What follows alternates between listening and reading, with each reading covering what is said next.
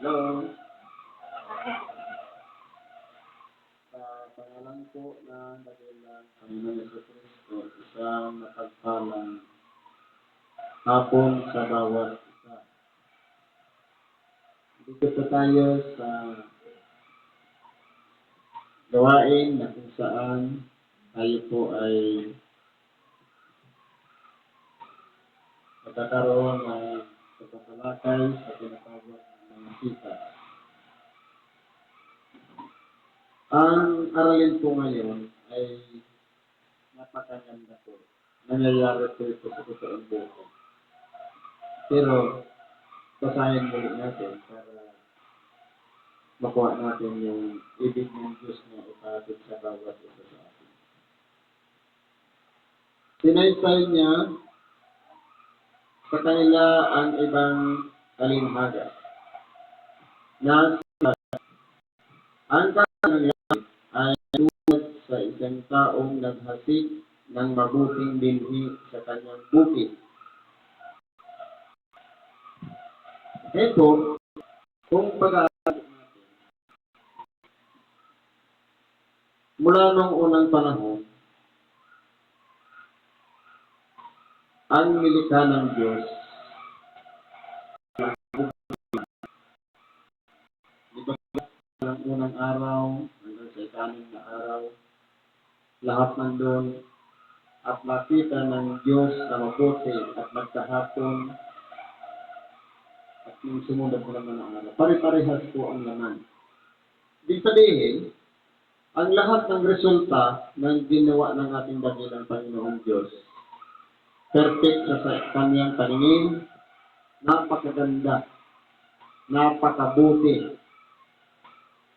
Pero po, sabi dito, datapwat samantalang natutulog ang mga tao ay dumating ang kanyang kaawat at nakasik naman ng pansirang damo sa pagitan ng trigo at umalis. Kung pag-aaralan po natin, bakit ang ginawa ng kaaway sa halip na gumawa rin siya ng sarili niyang bukid para magpanin naman ng pansirang damo, bakit hindi niya ginawa?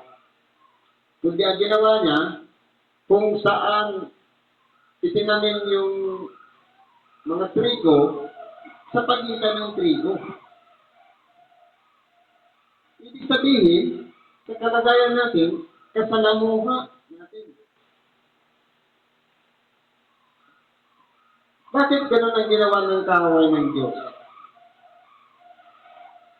Dahil, kumbaga, ang nais niya, sapagkat hindi pa dumarating ang kapanahunan ng pag-aani, marahil makakasabay ng mabuhay yung pangsirang damo doon sa mga trigo. Halimbawa, sa loob ng 100 tao, paano natin makikilala doon yung tinatawag na trigo at paano naman natin makikilala yung pangsirang damo? Ang trigo ay lumalarawan sa tao na nagpapahalaga sa mga kautusan ng Diyos.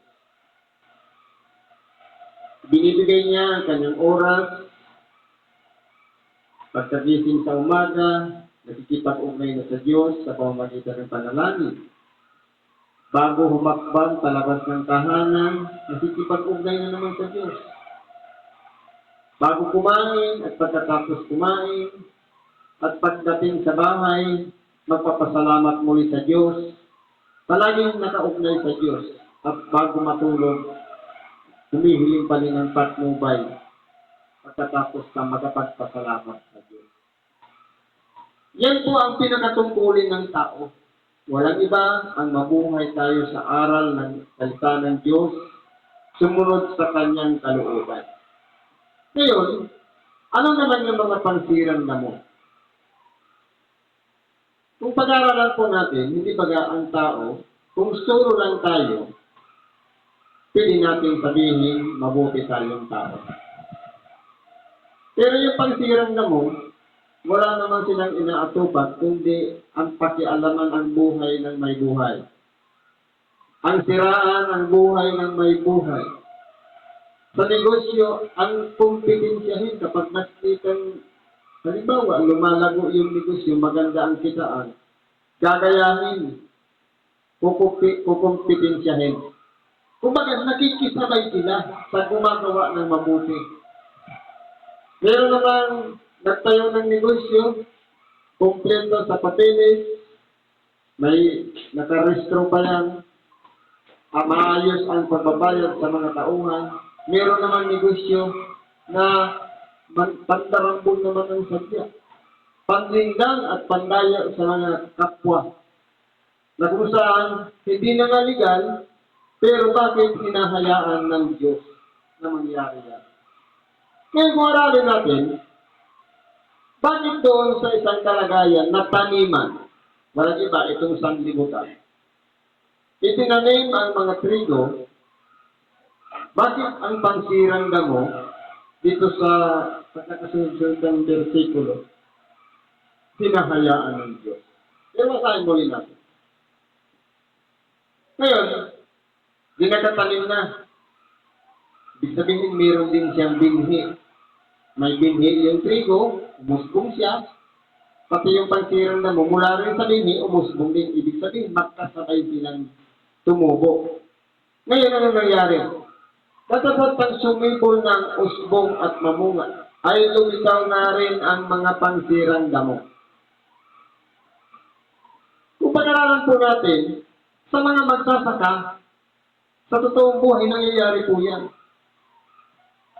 Inihanda mo ang lupa, nilinisan, pinaararo, pagkatapos, yung magtatanim na, inihanda mo muna yung itatanim. Pagkatapos na magtanim, iniwan mo yan na maganda ang pagkakagawa ng pagkakatanim.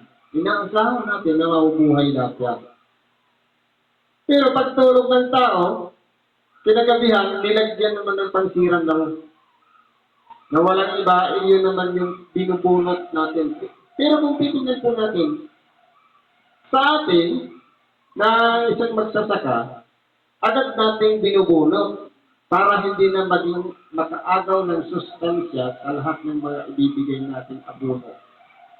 Kumbaga masusulo ng trigo. Pero dito, kung titignan natin, ang nangyari, may nakapansin.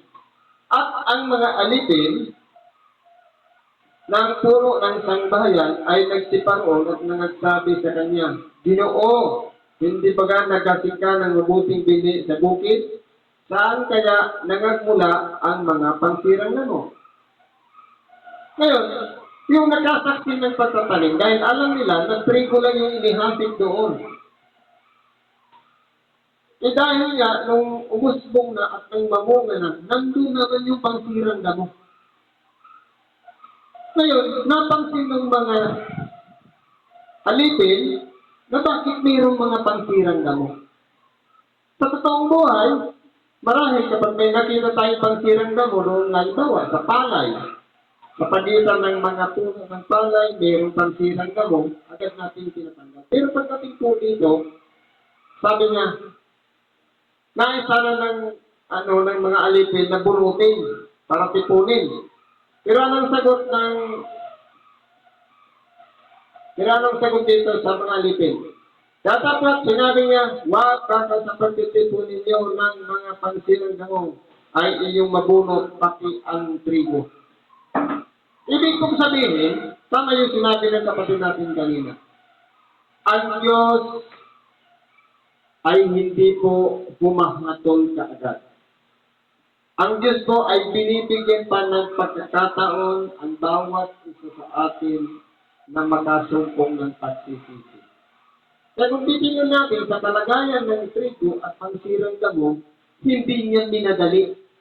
Natatanggalin agad yung pansirang damo para lang makabuelo yung mga trigo. Kundi ang ginawa niya, naging mapagpahinuhod ang Diyos. Pansinin natin sa totoong buhay. Tayo po, kapag may nakita sa ating kapwa na nakakulit ng pagkakasala sa atin, ang gusto natin ihabla agad sa barangay. Akusahan ka agad. Kasuhan ka agad. Pero po, ang Diyos hindi po ganun.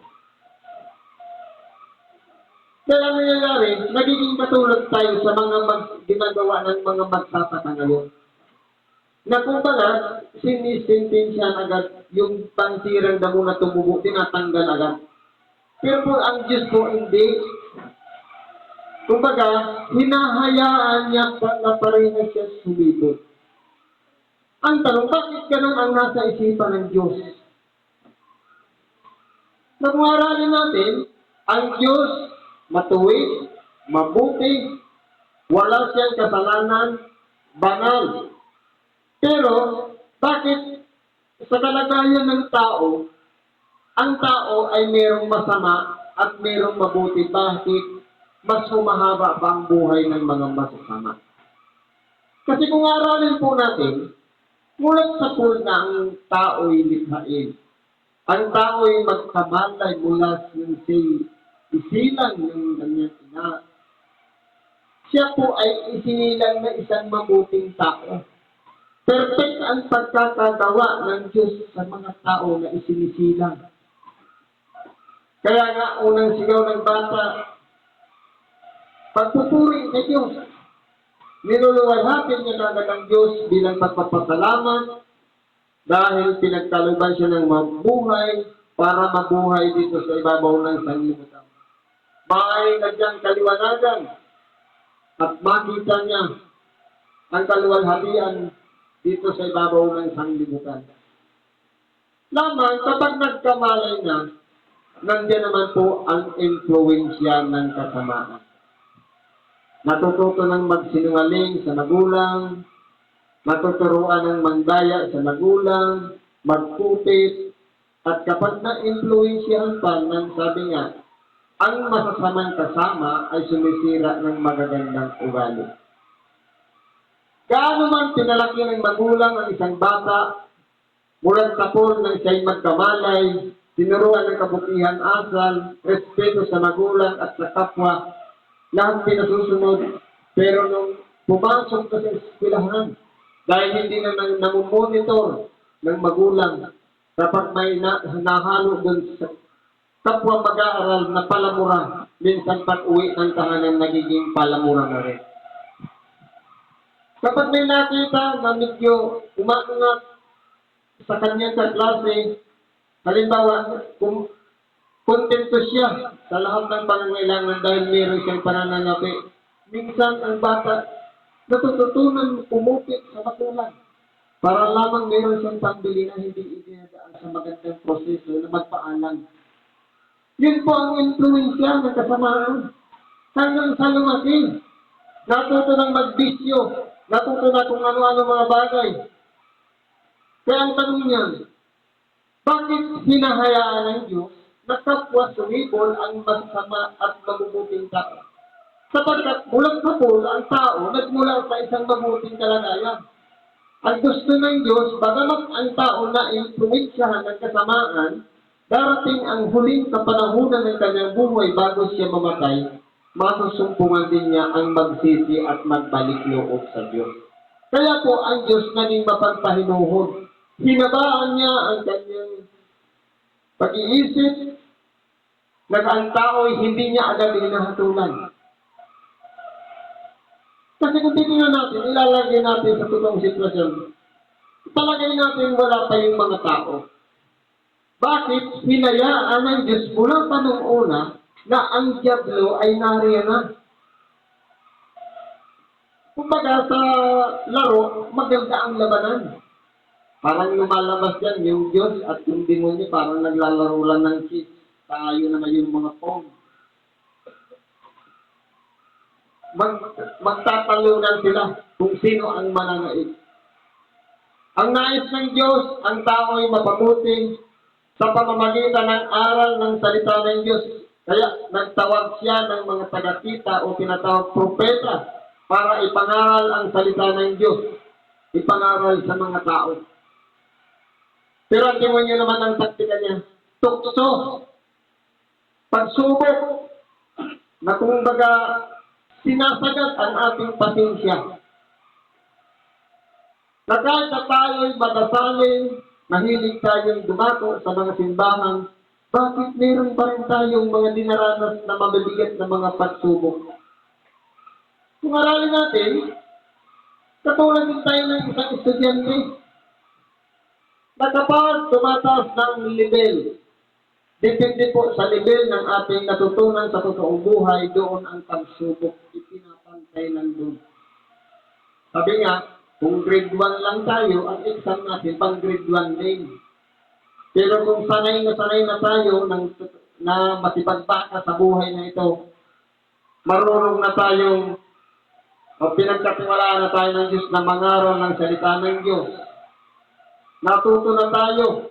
Siyempre, ang level ng pagsubok doon, kapantay din naman ng ipinagkaloob sa atin na kakayahan. Ang pagsubok hindi po hihigit sa ating kakayahan. Kaya po dito sa aral na ito, kung aralin natin, bakit ang ginawa ng Diyos, hinahayaan niya lang? Upang sa ganon, mula sa isang pagiging mabuting tao, bagamat ang tao'y naligaw na pahamak, nagkasala, nakalabag sa kalooban ng Diyos, darating pa rin ang panahon. Sapagkat ginawa ng Diyos ang tao na perpekto, meron siyang espiritu. Na pwedeng gamitin niya yung espiritu ng tao sa pamamagitan ng Espiritu Santo, gisingin ang diwa. Upang sa ganun, manaig itong alitigtigin ng laman na ito naman ang ginagamit ng demonyo, ng kalaban ng Diyos, na maglalaban upang sa ganun, kung saan ang humihigit, yun ang paparuunan ng ating kaluluwa. Ilagay natin sa ating sarili. Hindi ibig sabihin, ako yung trigo, siya yung pangsirang damo. Hindi po, sa atin na lang. Ilagay natin solo tayo, humarap tayo sa salamin. Alin yung trigo? Yung espiritu inilagay dyan sa katawan na yan. Kaya naging kaluluwang buhay. Ngayon, ano naman yung pansira? Walang iba ang nasisira itong katawan naman. Napabayaan lang natin hindi kumain, nagkakaroon na ng karamdaman. Hindi lang makatulog ng tama sa oras, parang nakalutang na ang pakiramdam. Ibig sabihin, itong katawan na ito ang, sabi nga, masisira. Kapag napahatak tayo dito sa ating pita ng laman, at nadaig yung nais ng Espiritu, ang mangyayari po yan, mapapahamak po ang ating kaluluwa. Kasi nag-ano po yan, nag-aagawan yan. Ang nasa ng Espiritu, pumunta ka ng templo, manalangin, at makinig ng Ebanghelyo, kahit sa loob lang ng tahanan, parang makipag-ugnayan sa Diyos. Yun ang pinakamasa niya. Pero ano namang nasa ng ating laman? Walang iba. Katanyagan, kataasan ng ego, pagmamalaki, kasikatan, yan lahat ang gusto. Na kung pwede pa ipag-place ang pangalan natin para kitang-kita ng maraming tao. Ganyan po ang nais ng ating pita ng laman. Ngayon, kung titingnan natin, ang hanapin natin, yung direksyon natin. Saan ba tayo doon? Doon sa nais ng Espiritu natin, na walang iba, papunta doon sa buhay na walang hanggan, ang ating kaluluwa. Kung sa nasa ng pita ng laman, na iyon ang magpapahamak sa atin. Sapagkat ang Espiritu, babalik lang yan sa Diyos. Pero itong katawan naman, dahil dito lang din kinuha, sa may katapusan, kaya mayroon ding hanggan, nabubulok. Ngayon, kung pagbibigyan natin yung pita ng laman, mula sa may katapusan din ang ating kaluluwa. Dahil hahapakin yan. Nai-influensyahan ng ating katawang laman, na nagagati nga ang ating espiritu, kaya nangyayari, papunta rin doon sa kapahamakan ng ating nag-iisang kaluluwa. Ngayon po, ito ang panahon na pinakikinggan natin ang tinatawag na salita ng Diyos. Ito yung panahon upang sa ganun, kilalanin natin ng lubusan ng ating dakilang Panginoong Diyos. Ito ang panahon din na paglaanan natin yung mga nais ng Espiritu sa ating buhay upang doon tayo mabuhay. Upang sumunod tayo sa nasa ito at sa kalooban ng Diyos sa makatuwid bagay, yung palagi nating pakikipag-ugnayan sa Kanya at palaging paglilinis ng kalooban o kaya pagsisisi. Dahil kapag itong hinayaan nating kita ng laman, halimbawa, sa kalagayan na lang ng meron tayong kagamitan, cellphone, mayroong application dyan, Bible. Kung nasa ng Espiritu, ibubuksan natin yung Bible na application nandyan. Pero kung nasa ng laman, nandyan manood ng mga videos na wala namang kwenta. Totoo nga, mga joke, nakakalibang, pero kung titingnan natin, wala naman tayong makukuhang aral doon. Ang pinakamaganda po niya, hanapin natin sa ating sarili, saan ba tayo papunta? Alin ba ang humihigit? Tulungan natin. Haka ng Espiritu o haka ng laman? Pero kung titingnan natin, sa atin mismo, tayo po kasi yung tinatawag na taniman. Itirmin sa atin upang magbunga yung mabuting trigo. Pero nandiyan naman, nadadaig tayo ng pansirang damo. Dahil po, ang tita ng laman ay madali pong mahikayat. Kaya po, natatalo tayo, nadadaig tayo, kaya hindi po tayo nagtatagumpay. Sabi ko kanina, mula tayo sa isang malinis na kalagayan. Isinilang tayo walang kasalanan. Sabi ng iba, namana, hindi po namana ang kasalanan. Dahil ang kasalanan ay paglaban. Kung wala pa naman tayong malay, hindi natin alam na mayroon palang kautosan na bawal na gano'n, hindi tayo sakop doon. Pero kung nang malaman na natin na bawal pala yung gano'n, kapag nilabag natin, ang tawag doon kasalanan. Kaya hindi po namamana. Ibig sabihin, kahit na magulang, minsan natututo na ng magsinungaling sa kanyang anak. Para lamang mapainom ng gamot. Lulukuhin pa yung anak. Anong lasa? Hindi naman sinasabi yung tunay na lasa para lamang makainom. Hindi ba ganyan? Kasi sinungaling tayo. Kaya kung titingnan natin, dito po sa kalagayan ng isang tao, alin baga ang humihigit na ating pinagbibigyan at napahahalagahan? Yung nasa ng ating espiritu, na walang iba, siya'y busugin ng sinatawag na salita ng Diyos para pakinabangan naman ng kanyang kaluluwa. O yung nasa nitong laman ng mga pita nito na walang iba, yan ay papunta sa kapahamakan. Kaya po ang tao natatalo dahil nga po dito sa katawang laman. Meron namang isinilang dyan na pansirang damo talaga, yun lang yung pinakatungkulin niya. Madali po siyang maka-influence siya. Aralin na lang natin. Hindi ba nilikha ng Diyos, dalawa lang. Lalaki, kinuha sa tadyang yung babae, dalawa lang. Parehas sila nilikha ng Diyos. Lamang nauna yung lalaki. Pero ngayon ano nangyari? Nagkaroon na ng mga bakla. Hindi naman nanganganak ang bakla. Bakit dumarami yung mga bakla? Dahil kung tingnan natin, isang gabi lang yan na magliyad-liyad lang at may mag-perform at nakakahawa po kasi yan. Hindi masama maging bakla, huwag lang masibag landi sa kapwa lalaki. Kasi kung hindi naman nagkasama, wala namang nilabag. Kaya po dito, kung tingnan natin, ang Panginoong Diyos ay mapagpahinuhod. Hinahayaan lang po tayo na nagkakasala.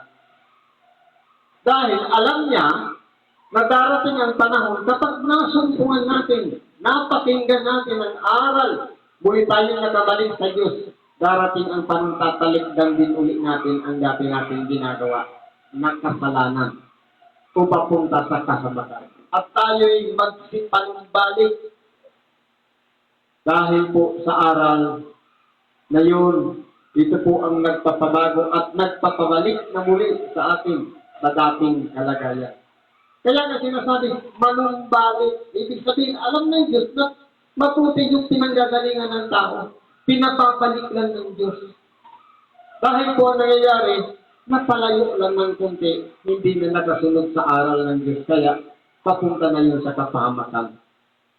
Ngayon ang sabi dito, bakit naging mapagpahinod ang Diyos? Pabayaan ninyong magsitubo kapwa hanggang sa panahon ng pag-aani. At sa panahon ng pag-aani ay sasabihin ko sa mga mag-aani, ipunin muna ninyo ang mga pansirang damo at inyong pagbibigkisin o pansunugin. Datapwat, ipunin ninyo ang trigo sa aking banal. Kaya po, ang paghihiwalay na ng mga gumagawa ng mabuti at masama sa huling panahon. Kaya kung titingnan natin, kaya naman ng Diyos lipulin si Satanas. Bakit hinayaan niya si Satanas na mabuhay? Sapagkat meron pong tinatawag na right time, tamang panahon ng pag-aani. At doon na pagsasama-samahin yung lahat ng masasama na hindi nagsisi at nagbalik loob sa Diyos doon sa dagat-dagatang apoy. Tapos sila susunugin. At doon naman sa nagpahalaga sa aral at salita ng Diyos, ito naman yung mga trigo na itinakda niya doon sa bangan, sa makatuwid bagay doon sa kanyang kaharian, na inihanda niya na noong una pa, bago pa ang taong likhain. Kaya po, saan tayo? Doon sa inihanda na ng Diyos, na bangan, o doon tayo para tipunin at sunugin. Kaya po, salamat sa Diyos, dahil bagamat nahinkaya tayo ng pagkakasala, binibigyan pa rin tayo ng pagkakataon, magsisi at magsipanumbalik sa Diyos. Siguro hanggang dyan na lang ang pakikibahagi natin sa oras nito. Salamat po sa Diyos at anuman po ang ating mga karaingan, kahilingan sa Diyos, idulog po natin sa Kanya at hingin natin nagabayan tayo, pagkabayan at subaybayan sa lahat ng oras ng ating buhay. At ipagkalog sa atin ang kagalingan ng ating lahat na karamdaman. Salamat at isang magandang hapon sa ating